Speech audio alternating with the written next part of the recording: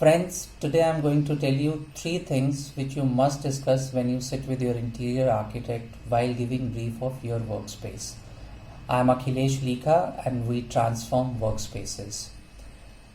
You start with functionality. This reminds me of a beautiful phrase, form follows function.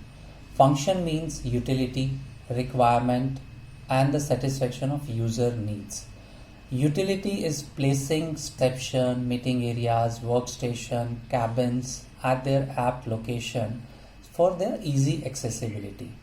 Requirements are your needs from your space, like how many workstations you need, how many cabins you need, the kind of pantry you need, wet or dry, how many visitors you envisage at your reception at one point of time so that waiting lounge can be defined accordingly. User satisfaction is where you define things like storage spaces near workstations or at a centralized place or other user aspirations. So be specific and open about all your needs and desires. And then job of your designer is to put everything aesthetically nicely with your functional consideration keeping in place. Let's move to another point, which is work culture. Each workspace has their own work culture. Open concepts with cubicles or closed cabins and divisions of areas according to departments. Few organizations are good with people sitting anywhere and working as they please, the kind of work culture we see in co-working spaces nowadays.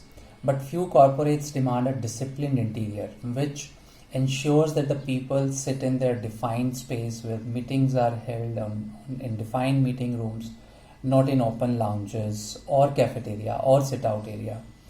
So interior designing is not just adding aesthetic elements. Interior is blending design with culture, which you want to create for your company, for your people, for your organization. Next, which I like you to discuss is reflection of your personality and type of work you do.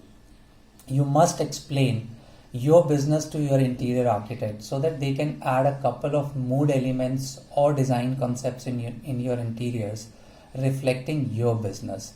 Like we are working for Nestle and we are ensuring that we give mood elements like spices.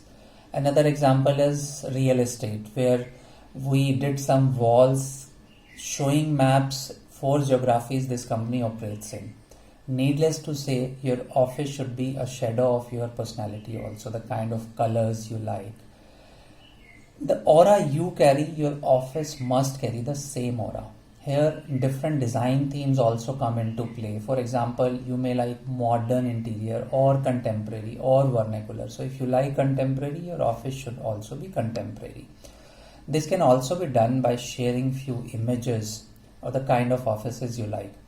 Another 3 things which you need to discuss apart from these 3 which I have already explained. These 3 things are budgeting, current site situation and challenges, and project timelines. Now that your designer is well versed with all your requirement, site, its issues, etc., give them time and space to complete the design, and ideally a good planning time will lead to quick execution. Your designer is like your doctor. Discuss all your aspirations and problems and he will guide you well. In case you have any queries, I welcome you. Just post them in the comment section below. We'll reply to that for sure. So this is me, Akhilesh Likha, your designing doctor, signing off for today. See you in next video. Thank you.